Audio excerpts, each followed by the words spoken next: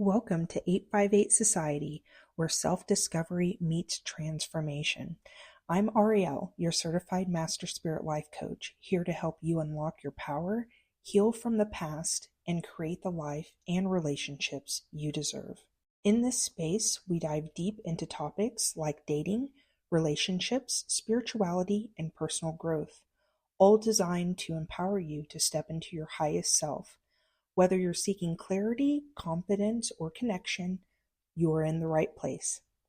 Now, let's get into today's episode.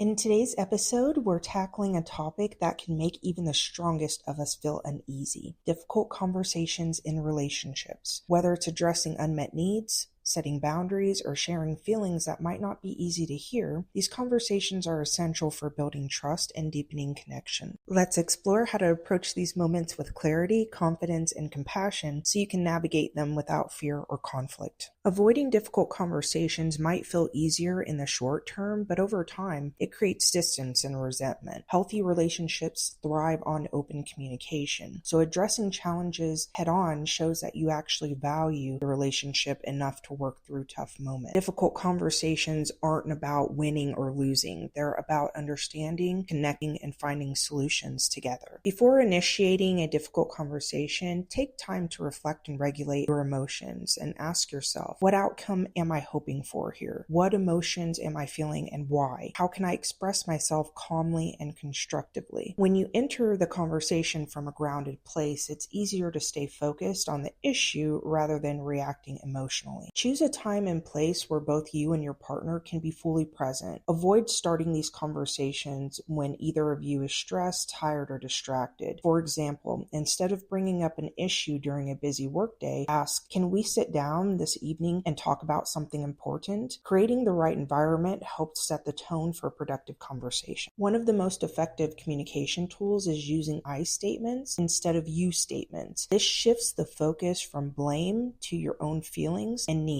For example, instead of saying, you never listen to me, try, I feel unheard when I share my thoughts, and I'd love for us to work on communicating better. I statements reduce defensiveness and encourage understanding. Keep the conversation centered on the behavior or the situation, not on attacking your partner's character. For instance, say, when plans change last minute, I feel overwhelmed and frustrated. Avoid saying things like, you're so inconsiderate. This approach fosters collaboration rather than conflict. Active listening is key during difficult conversations. Instead of planning your rebuttal while the other person is speaking, focus on truly understanding their perspective. So here are some tips for active listening, like paraphrasing what they've said to ensure clarity, validating their feelings even if you don't fully agree, and asking open-ended questions to encourage deeper dialogue. So when your partner feels heard, they're more likely to engage constructively. The goal of a difficult conversation is to find resolution, not to win. After sharing your feelings and listening to your partner's perspective, work together to identify the solutions. For example, how can we both feel more supported moving forward? What changes can we make to avoid this issue in the future? Collaborating on a solution strengthens your connection and builds trust. Difficult conversations are a two-way street. Be prepared to hear things about yourself that might be uncomfortable. Instead of reacting defensively, take a moment to process the feedback and ask questions to better understand their perspective. Curiosity is key here, not defensiveness.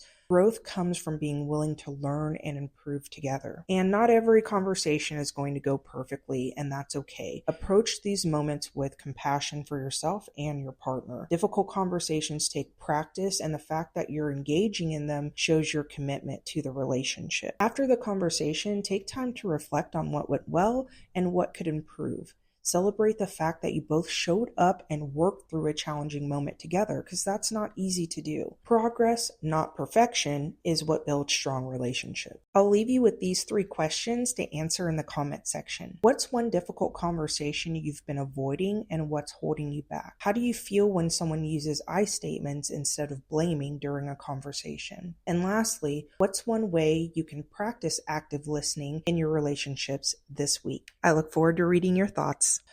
If today's episode resonated with you, hit that like button, subscribe to my channel, and share this episode with someone who needs to hear it. And if you're ready to go deeper into your self-discovery journey, Join my Patreon community where we explore transformative topics like dating, relationships, spirituality, philosophy, and more. You'll also find my beautifully designed digital guides filled with life-changing insights available on Patreon and on my website at 858society.com. Both links are in the description, and I can't wait to connect with you there. I'll be back soon with another empowering episode to help you unlock your fullest potential. I'm sending you much love and light. Take care, my friend.